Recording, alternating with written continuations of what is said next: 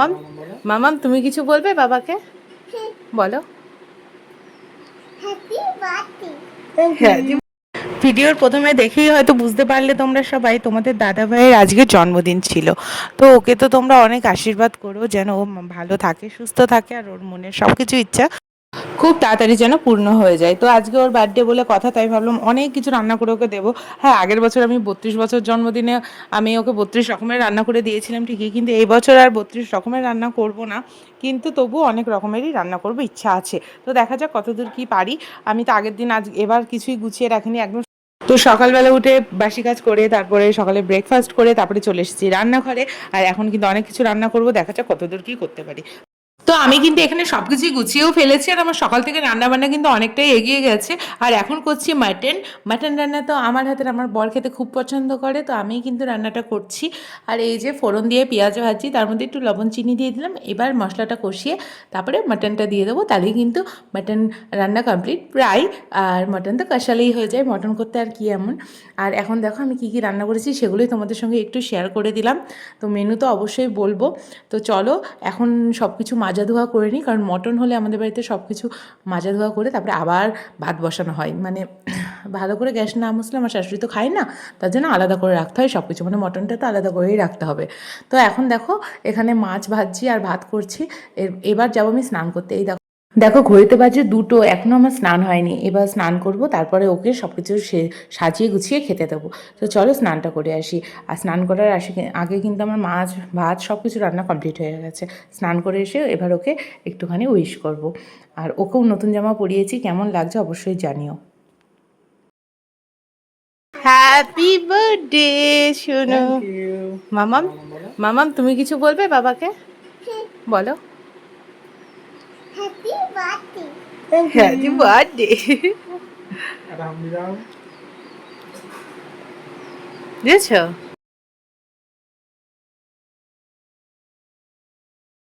মামাম কিন্তু খুব সুন্দরভাবে হ্যাপি বার্থডে বলেছে ওর বাবাকে, ওর বাবাও খুব খুশি হয়ে গেছে প্রথমবার মেয়ের মুখ থেকে হ্যাপি বার্থডে শুনলে এই বছর। আর প্রতি বছরই কিন্তু নতুন নতুন পাওয়া হচ্ছে আমাদের কাছে। মামাম হওয়ার পর থেকে না জীবনটাই যেন পাল্টে গেছে। তবুও আমিও একটু রেডি হয়ে নিলাম, এবার তোমাদের দাদাভাইকে সাজিয়ে গুছিয়ে খেতে দেবো। তো চলো কী কী রান্না করেছি দেখিয়ে দিই। এই যে ভাত করেছি 5 রকমের ভাজা, আলু পেঁপে বেগুন কাঁচকলা আর গাজর ভাজা। ডাল করিনি, ও ডাল খায় না। আর এখানে আছে শাকের তরকারি, এটা হলো আমাদের বাড়িতে হয়েছে লাউ শাকের তরকারি। আর এখানে হচ্ছে সজনের ডাঁটা দিয়ে, আর সজনের ডাঁটা দিয়ে সর্ষে দিয়ে করেছি একটা। আর এখানে আছে রুই মাছ, আর রুই মাছ তো শুভ বলে ধরা হয়, রুই মাছ তো দিতেই লাগবে। আর আমার বরের হট ফেভারিট বলতে পারো পুঁটি মাছ ও ভীষণ খেতে পছন্দ করে, পুঁটি মাছের ঝাল করেছি, ফ্রাই বলতে পারো। আর মাটন কষা, চাটনি, পায়েস, দই, মিষ্টি। তো এই হলো সিম্পল মেনু আজকের। আর মামাম দেখো কি বলছে।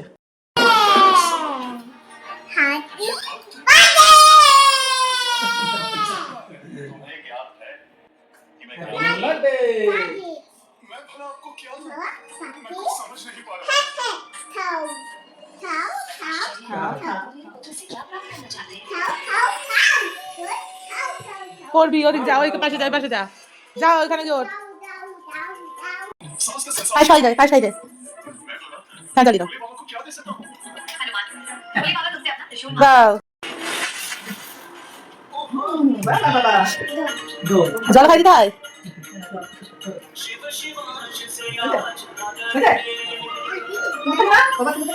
তো দেখতেই পেলে মামাম এখন বড়দের মতো ওর বাবাকে পায়েস খাওয়াবে, জল খাওয়াবে, তারপরে চুমু খাবে, মানে আশীর্বাদ করলো বলতে পারো।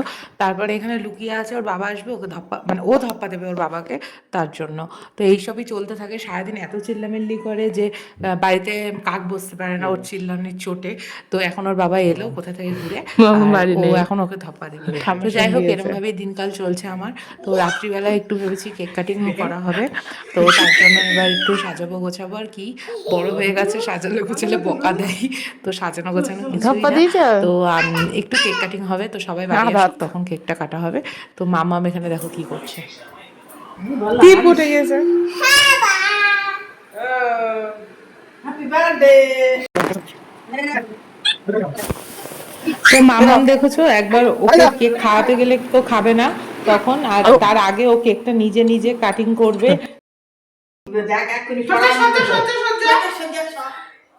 যাও। না হয়ে গেছে। Happy birthday happy birthday.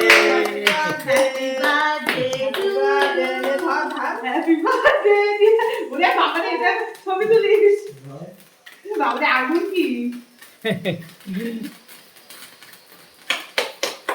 বাবা ভালো আছে এটা অনেকক্ষণ পড়ছে বগুলা কেন গেছে তখন খাচ্ছিলিস ও তাকে না নিজে নিজে একটু খায় ডিম দিয়া নেই, ডিম দিয়া নেই। মানে হ্যাপি বার্থডে।